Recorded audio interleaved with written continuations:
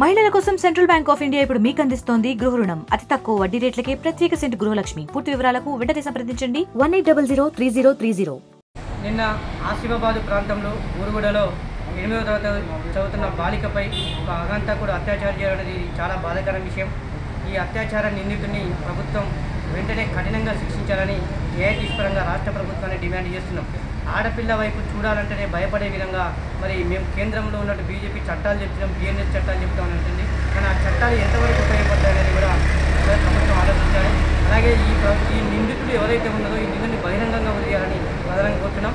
ఇలాంటి అంటే పునరావృతం కాకుండా కూడా ప్రభుత్వం చూడాల్సిన బాధ్యత ఉంది. అలాగే ఆ అత్యాచార నిందితురాలు ఎవరైతే ఉన్నదో ఆ కుటుంబానికి ప్రభుత్వం నష్టపరిహారం ఇవ్వాలని, ఆ యొక్క కుటుంబానికి ప్రభుత్వం ఒక ప్రభుత్వ ఉద్యోగం ఇచ్చి భరోసా కల్పించాల్సిన బాధ్యత ఈ యొక్క రాష్ట్ర ప్రభుత్వంతో ఉందని తెలియజేస్తున్నాం. ఒకవేళ ఆ ప్రభుత్వం గిట్ట ఆదుకోకుండా గిట్ట ఏఐటీసీ ఆధ్వర్యంలో ఇతర అంటే ప్రజా సంఘాలని అంటే ట్రేడ్ యూనియన్ కలుపుకొని కూడా జిల్లా వ్యాప్తంగా కూడా ఆందోళన కార్యక్రమాలు చేస్తామని ఈ సందర్భంగా హెచ్చరిస్తున్నాం.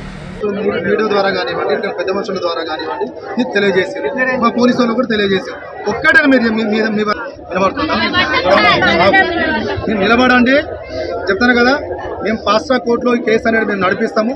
కేసు అనేది కన్విక్షన్ అయ్యే విధంగా, అతనికి ఉరి శిక్ష పడే విధంగా, అతనికి జీవిత శిక్ష పడే విధంగా మేము మరిన్ని వీడియోస్ కోసం ఛానల్ ని సబ్స్క్రైబ్ చేయండి. లేటెస్ట్ అప్డేట్స్ కోసం వాట్సాప్ ఛానల్ ని ఫాలో చేయండి. అండ్ లింక్ డిస్క్రిప్షన్ లో ఉంది.